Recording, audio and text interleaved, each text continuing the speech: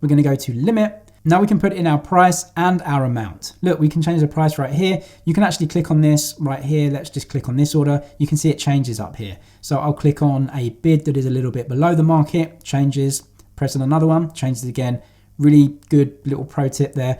Or we can choose 55,300. 55,300 is below the current price. You see it's trading at 390 right now. So we're not going to trade immediately, but our order will be placed on this order book and it will actually be way down here away from this order book. But you can see we can choose the price that we pay, we can choose the amount that we buy, and then we know exactly what our order is before it goes through, because the system can just times the amount by the price per Bitcoin that we're trading.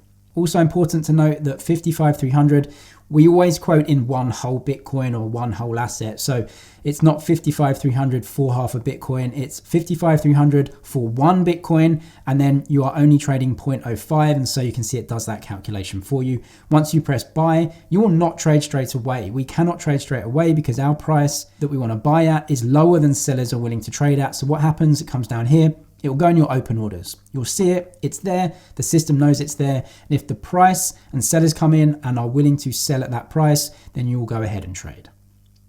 Next, we come to stop market orders. With the stop market order, you choose the amount that you trade, but you don't choose the price that you pay or get. For cryptocurrency, the price isn't guaranteed. Remember, the word here, market, is the giveaway. Market means we do not choose the price. But with a stop market order, we can actually choose the price when the order is placed in the market. So it's a slightly different way. Now, some strategies will need this order for maybe their stop losses or maybe to buy on breakouts. So you can see it's good for fast trading and it gives you a slightly different way of trading. So with a stop market order, you're telling the system that if the price gets to a certain level, enter a market order for you to either buy or sell.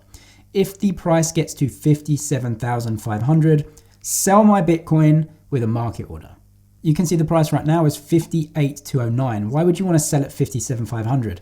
Well, look, if the price is going down, which it is here, you can just say, look, the price is going down. I'm losing loads of money. I need to get out of this position and stop losing more money. If the price gets down to a certain level where I'm happy to take that risk, if it actually gets down there, then put a market order in and sell my Bitcoin straight away and stop any further losses. You can see if the price gets down here to 57.5, the system will input for you a market order and just sell out your Bitcoin. Using what we know about market and limit orders, a stop limit order then is an order where you can choose the amount and the price that you trade. Traders will use stop limit orders to add onto a winning trade a specific price level. So a stop limit order can actually be placed in different areas, and it tells the system if the price gets to a certain level, then you want to go ahead and put a limit order in. So again, the same example, let's say the price gets down to 57,500, so we're making a loss. You can say sell my Bitcoin with a limit order, not a market order. Remember, a market order, we're not guaranteed a price. We're going to get the best price in the market at that time. With a limit order, we're guaranteed to trade at 57,500, and if there is no liquidity at that price, we may not get our whole order traded. Let's come on to a stop loss order then, which is just a version of a stop limit order, but it stops your losses. So this is important for day trading to mitigate risk. You'll hear people talking about stop loss orders. It's simply an order that you put in and says, if the price gets to this level, then sell my Bitcoin with a limit order. A stop loss order must be below the current price. That's why it's called a stop loss. You're stopping further losses. So if the price gets to 57,500, sell my Bitcoin with either a limit or a market order. But a stop loss is saying I'm going to stop any further losses, and you can use a limit or a market. Doesn't really matter, but it's the same price level. People just call it a stop loss when they're actually coming out of a trade for a loss. It's important to know though, because when you're mitigating your risk when trading, we'll always use something called a stop loss as a backup to know how much our position at risk is.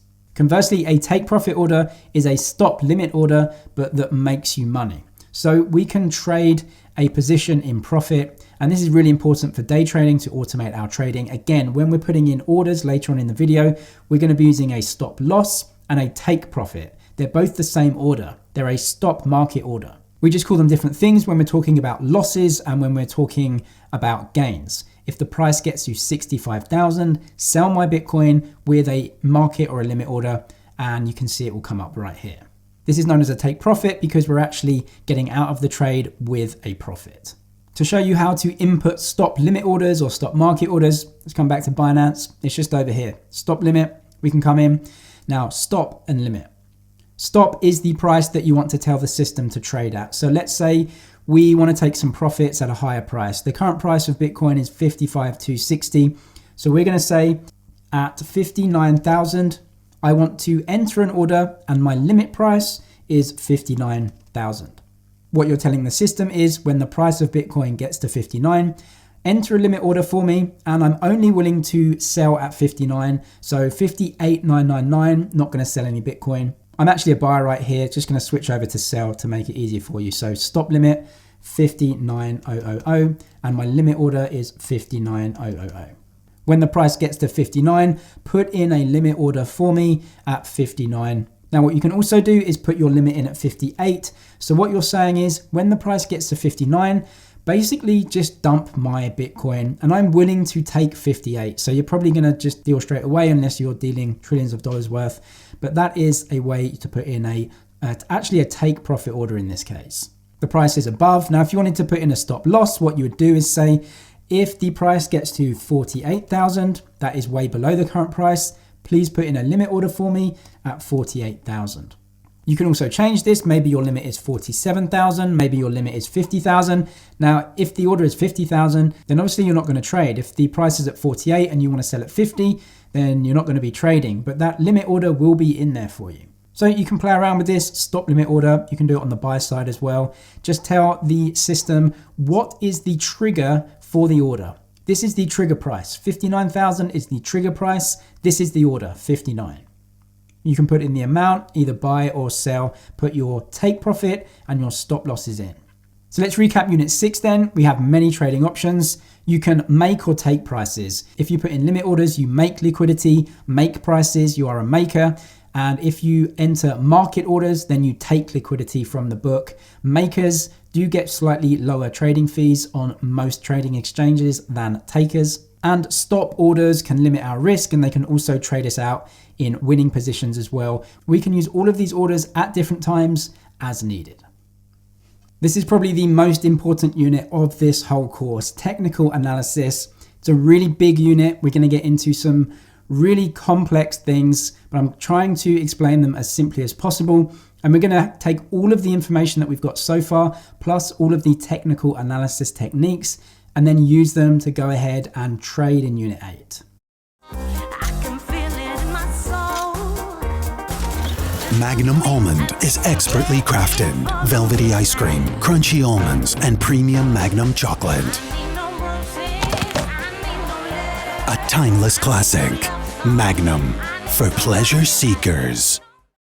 And then use them to go ahead and trade in Unit 8. In Unit 7, we're going to be looking at chart patterns. What is a trend? How to spot a trend, super important, right? Support and resistance. Again, when you're trading, you have to know these things. We're going to look at how to use candlestick charts and indicators to time our trades. All of this information is what professional traders will use every single day when they are trading in and out of an asset. There's so much information in this unit. It's all linked in the description for you. You need to check the description. All of the resources that I talk about will be in there for you so you can go ahead and learn more. Let's get into it. What is technical analysis?